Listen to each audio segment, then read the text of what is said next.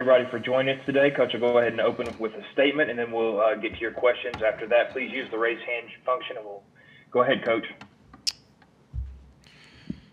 Well, sometimes I think it doesn't ever hurt if you really get in a fight, and I'm really proud of the way our team, handled the fight, played through the fight. No one showed any desperation at all in terms of the effort and the poise that, we continue to play with, and, a very, very difficult, game. So the way the guys competed in the game was outstanding, and we were able to finish with a couple stops, and the offense kept scoring. So I think the number one thing about all this is we faced a tough offense. We need to learn, from the mistakes that we made.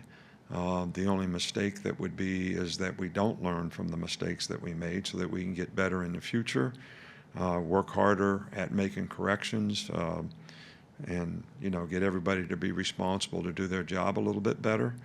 Coaches and players included, so that's the way we can improve. Certainly congratulations to Nazi for SEC Player of the Week. You guys have the Players of the Week here, and we're looking forward to returning home, playing against an outstanding Georgia team. This is, probably one of the best teams in the country. Kirby's done an outstanding job there. It's got really good personnel. They play well in all phases of the game. Their defense is especially very, very good. Probably maybe the best defensive team in the country all the way around when you talk about stopping the run, having good pass defense, getting off the field on third down. They've been very efficient and effective in every part of the game. They have good players. They can rush the passer. They can play the point. So really good defensive team. Offensively, they've been able to control the ball. They're one of the leading teams in the country in time of possession. Do a good job of running it, show really good balance. They've got some really good backs. Zamir White is an outstanding player, but they have several other outstanding backs. The quarterback has been very efficient for them. They got really good skill guys. They spread the ball around, play a lot of different skill guys. George Pickens has played well for them. They're a very, very well-balanced offensive team. They have very good specialists, really good punter, really good kicker, very good return guys, and they play really well on special teams. So not a lot of weaknesses in this team. It's going to be really challenging for us to be able to execute the way we need to execute on all cylinders to be able to be successful in this game. Okay, we will get started with John Zener from the Associated Press. Hey, Coach. I had two questions, if I could. One is, taking nothing away from the dynamic offenses in the league, but it seems like there's been a number of defenses, probably some of the fundamentals of tackling, execution, missed assignments, whatever, more than you usually see around the SEC. Does that show how hard it is to do this without a spring? I mean, is that a big part of that, do you think? Well, I guess you could point to several different things that can contribute to it. One can be preparation, which would include all those things, spring, fall camp, all those things. I think for a long time when we were able to not practice against each other, even in the summertime, we couldn't have 7-on-7, and we couldn't do any drills against each other. It's much easier to practice offense on air than it is to practice defense on air because you're reacting to something all the time. So maybe that contributes to it. I really don't know. The tackling, we didn't tackle very well in the last game. We had missed assignments in tackling, probably the two things that were the biggest detriment for us, in the last game in terms of the way we played defense. And I think those are fundamental things that you have to fix. I think when players press, they actually can get worse at those things. You got to play relaxed and confident, and that comes from very good preparation, and that's what we need to do a better job of. And the other, on Najee Harris, I know you guys have a ton of playmakers on offense, so he's not always going to get 20, 25 carries, but how good did he look, and how much has he improved just coming back for senior year? Well, I think he played great in the game. I also think the offensive line did a really good job in the game of blocking up front. So he had some opportunities in the game, which we've not been that consistent, but we were very consistent in the running game and had great balance in the game, which I think helps the runners, but it also helps the receivers. So I thought he played outstanding in the game. He played tough. He made good decisions as to the cuts that he made relative to the plays that he ran, and I think that maximized his performance. Hey, guys, we got a lot of people in here today. Please keep it to one question. We'll go to Michael Casagrande next.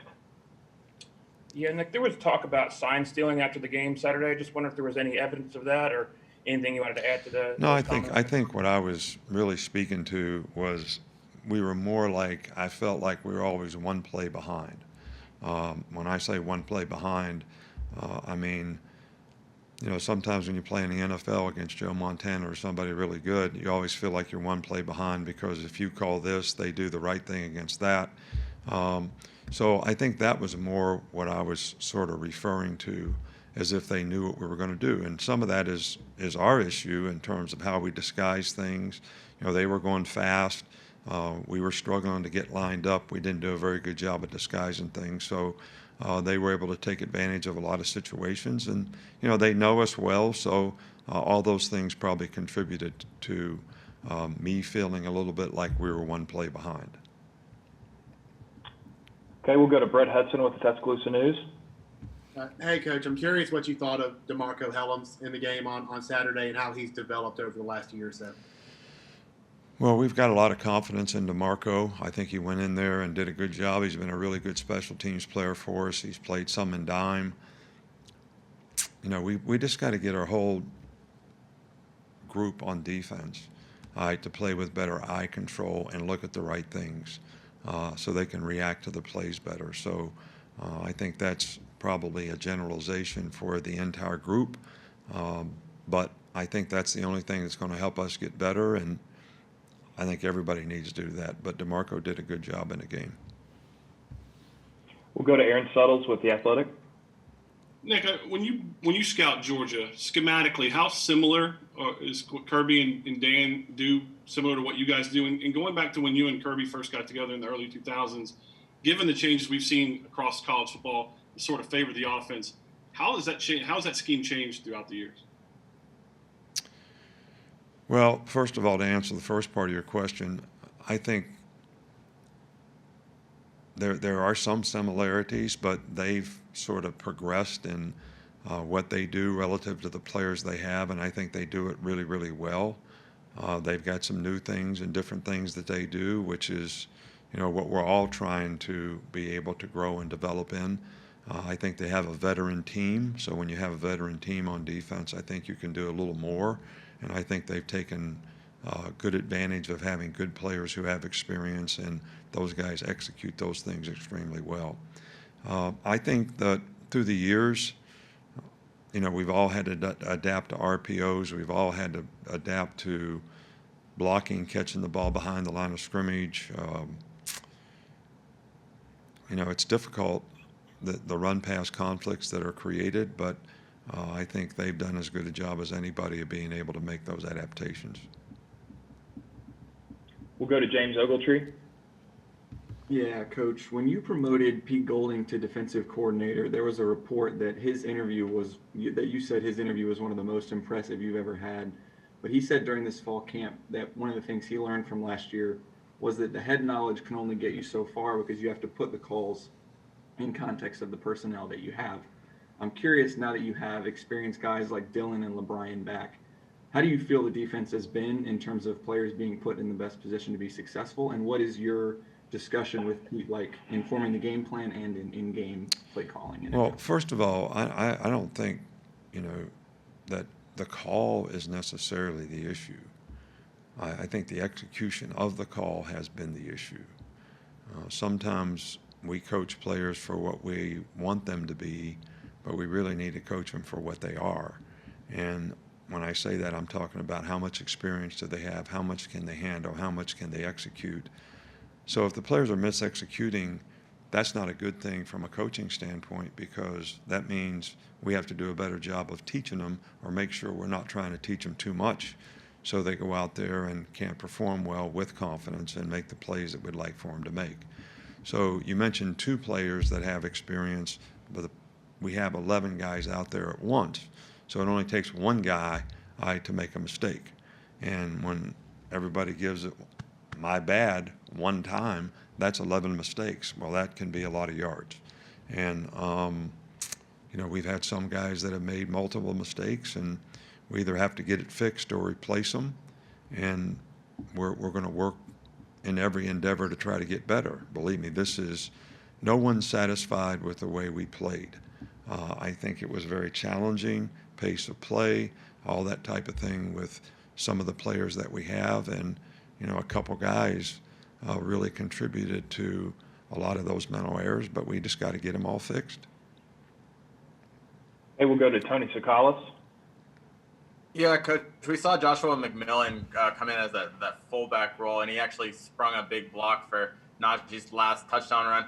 How good was it to get him a role, and what do you like about him in that kind of jumbo set role? Well, he's done an outstanding job in that. He's very instinctive at doing it. You try to put bigger guys there, and we tried a couple guys, but he did it the best, and he has done a really good job. He's embraced that role. He's been a great leader on the team, done a good job. Still not maybe all the way back from his knee injury, can run straight forward pretty well, and certainly has always demonstrated great toughness and really wants to do what's best for the team. So he's a great team guy, and he's embraced this challenge in this role and done a really good job. We'll go to Mark from Athens. Go ahead, Mark. Nick, I wanted to ask you about the special teams concepts you've seen out of Scott Cochran's group at Georgia. Are any of them familiar? And he also told us in the 2008 Georgia game, he was scared after he made his comment about Georgia would be going to a funeral with their blackout. He thought he might lose his job. Do you remember your reaction to that? I'm just not one to ever say anything about the other team, and that's about all I remember of that. Georgia has really good special teams. They do a really good job. There's a lot of similarities systematically in what they did last year and what they're doing this year. They're just doing a really good job of executing it. So I don't think it's a new system or something that we do here that they do there. They do a really good job with their own system, and as we've done here, we try to keep the system that we have regardless of who the coaches are. Okay, unless we have any more, we'll finish up with Steven. Coach, Najee Harris was one of the players of the week, but Brian Robinson had a big game as well. What did you like about his performance against Ole Miss, Brian Robinson? Well, I thought both guys played very well, but I think both guys had really good opportunities relative to how we were able to block them up front, the game plan that we had, the way it was executed. So I think both guys played extremely well, but I was really pleased with the way B-Rob came in and, got right to it when he got the opportunity and played with a lot of toughness and was very physical in the way he played and made, good cuts and maximized the plays that he got an opportunity. So I was very pleased with his performance as well. Okay, we're going to wrap up, Coach, with Jeff Spiegel. Nick, how impressed have you been with the job that Bennett has done so far at quarterback for Georgia? He's done an outstanding job. He's played within himself, made good choices and decisions. They've had great balance in their offense. They've got good play-action passes. He's really just facilitated everything that he's needed to do from his position to help all the other good players that they have make a lot of plays. And he's athletic. He's extended plays at times, and I think the guy has done a outstanding job and has really executed well for them. All right, Coach, thank you. That's all we've got.